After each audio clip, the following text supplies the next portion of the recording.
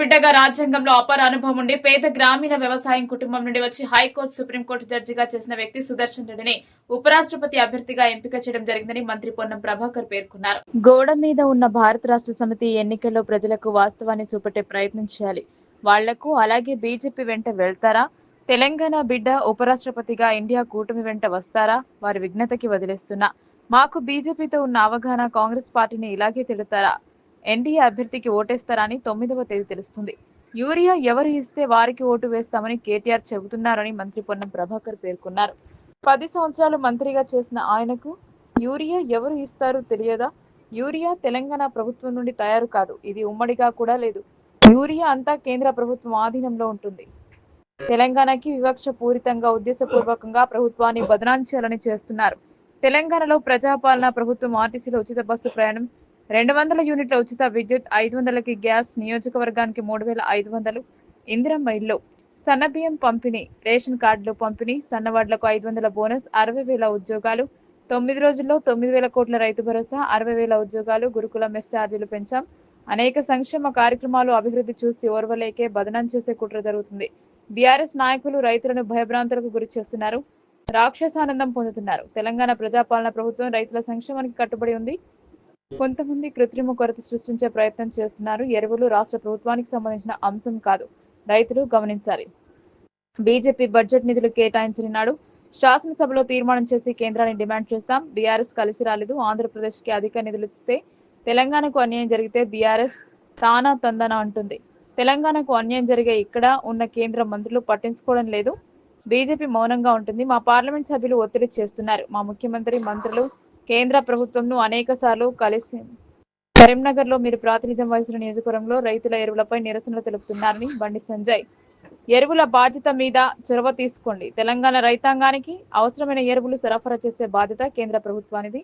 ఎరువుల కొరత లేకుండా చూసే బాధ్యత మాది. ఎరువులపై మా గ్రామస్థాయి నాయకత్వానికి, అధికారులకు, వ్యవసాయ రైతు వేదికల వరకు ఎలా సమన్వయం చేయాలి అప్రమత్తం చేస్తున్నాం. ఎవరు లేకున్నా చెప్పులు లైన్ లో పెట్టి బదనాం చేయాలని చూస్తున్నారు, రాక్షసానందం పొందుతున్నారని మంత్రి పొన్నం ప్రభాకర్ గుర్తు చేశారు. ఈ జనహిత యాత్ర ప్రతి జిల్లాకు ఒక నియోజకవర్గానికి మొదటి దశలో జరుగుతున్న దృష్ట్యా ఇది ఉమ్మడి జిల్లా కార్యక్రమంగా తీసుకొని ప్రతి కార్యకర్త కూడా ఈ పాదయాత్రను విజయవంతం చేయాలని ప్రతి కాంగ్రెస్ శ్రేణులకు, పార్టీ అనుబంధ సంఘాల నాయకులకు, ప్రతి కాంగ్రెస్ అభిమానికి కాంగ్రెస్ పార్టీ పక్షాన విజ్ఞప్తి చేస్తూ ఉన్నాం. జనహిత పాదయాత్ర ద్వారా కాంగ్రెస్ పార్టీ గత 19 నెలలుగా చేస్తున్నటువంటి ప్రజాహిత కార్యక్రమాలను ప్రజలతో చర్చిస్తూ, ఇంకా సూచనలు, సలహాలు స్వీకరిస్తూ, ప్రజల యొక్క సంతోషంలో భాగస్వామ్యమైతూ, కష్టాల్లో కూడా తీర్చడానికి ప్రభుత్వంలో ఉన్నాం కాబట్టి ఆ జనం హితం కోరుకుంటూ ఒక వినూతనంగా అధికార పార్టీకి సంబంధించినప్పటికీ రాష్ట్ర కాంగ్రెస్ అధ్యక్షుడిగా పార్టీ పక్షాన వారికి అండగా ఏఐసీసీ ఇన్ఛార్జ్ మీనాక్షి నటరాజన్ గారు, రాష్ట్ర ప్రభుత్వ ముఖ్యమంత్రి గారి పూర్తి సహాయ సహకారాలతో ఈ యాత్ర కొనసాగుతూ ఉంది. ఈ యాత్రకు సంబంధించి స్థానిక శాసనసభ్యుడిగా వేడిపల్లి సత్యం గారు పూర్తిగా సమన్వయం చేస్తా ఉన్నాడు. స్థాయి సమన్వయకర్తగా మకర్ సింగ్ గారు కూడా ఈ కార్యక్రమాన్ని సమన్వయం చేస్తా ఉన్నారు. జిల్లాకు సంబంధించిన మీ 3 మంత్రులను కానీ, ప్రభుత్వ విప్పు కానీ, శాసనసభ్యులు కానీ, పార్లమెంటు పోలీసు అభ్యర్థి కానీ, పార్లమెంటు సభ్యుడు కానీ, శాసనసభ పోలీసు అభ్యర్థులు కానీ, మిగతా నాయకులు, market chairman, library chairman, security అభ్యర్థులు అందరూ కూడా ఈ కార్యక్రమాల్లో కూడా పాల్గొని జనహిత పాదయాత్ర పూర్తిగా విజయవంతం అయ్యే విధంగా భాగస్వామ్యం తీసుకోవాలని సందర్భంగా కోరుతా ఉన్నాం.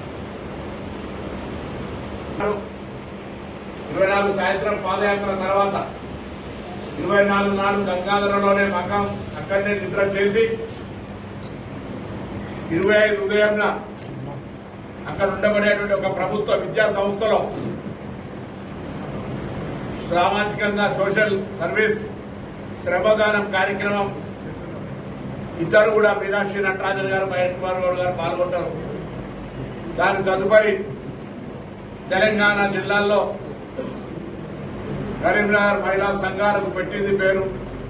అటు పావలాలే వడ్డీ లేని రుణాలు కావచ్చు, ఆర్టీసీ బస్సులకు యజమానులు కావడం కావచ్చు, సోలార్ ప్లాంట్ల యజమానులు కావచ్చు, ఇందిరా క్యాంటీన్ల యజమానులు కావచ్చు, పెట్రోల్ బంకులు కావచ్చు, ఈ విధంగా మహిళల సాధికారికతకు ప్రభుత్వం తీసుకుంటున్న అంశాల పట్ల మహిళలతో కొంత ఇంటరాక్షన్ జరగడంతో పాటుగా తదుపరి 11 గంటల తదుపరి ప్రాంతంలో జిల్లాకు సంబంధించినటువంటి ముఖ్య కార్యకర్తల కుటుంబ సమ్మేళనం అనే ఒక ఇష్టాగోష్ఠి లాగా అటు అధ్యక్షుడు ఇటు ఇన్ఛార్జి గారు కూర్చొని కార్యకర్తలందరితో కలిసి మాట్లాడతారు.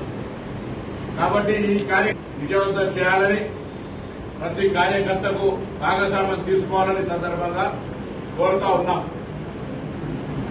ఇది ఈనాటి కార్యక్రమం సంబంధించినటువంటి ముఖ్య ఉద్దేశం. మీ అందరి సహకారం కూడా 24 నాడు సాయంత్రం జిల్లాకు సంబంధించి మరి రాజేందర్ రావు గారు, పద్మాకర్ రెడ్డి గారు పెట్టి దాని ఒక ఫోటో తీసి ప్రదర్శించినటువంటి అనేక సంఘటనలు ప్రత్యక్షంగా నిరూపించడం సిద్ధంగా ఉన్నారు. ఇటువంటి రాక్షసానందంతో ఏం చేయగలుగుతాం చెప్పండి.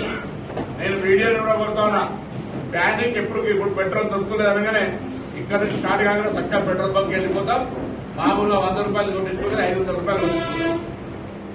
అటువంటి ప్యానిక్ సిస్టమ్ క్రియేట్ చేసేదంట్లా టీఆర్ఎస్ పార్టీ, బీజేపీ కలిసి కాంగ్రెస్ కు వస్తున్నటువంటి ఒక సానుకూల వాతావరణాన్ని కొంత డిస్టర్బ్ చేయడానికి ప్రయత్నం జరుగుతూ ఉంది. ఇది మంచిది కాదు. ఇది రైతులకు వేధింపుగా భావిస్తా ఉన్నారు. రైతులకు సంబంధించిన విషయంలో రాక్షసానందం వద్దు, రాజకీయం వద్దు అనే మాటని సందర్భంగా కోరుతాం. ఎవరైనా కూడా వాళ్ళ ఆందోళన చెందుతారు కదా, వాళ్ళ ఆందోళన చెందుతలేరని అనలేదే. రైతులు ఆందోళన చెందుతున్నారు. నేను వాళ్ళు విజ్ఞప్తి చేస్తా ఉన్నా, రాష్ట్ర ప్రభుత్వంగా విత్తనాలు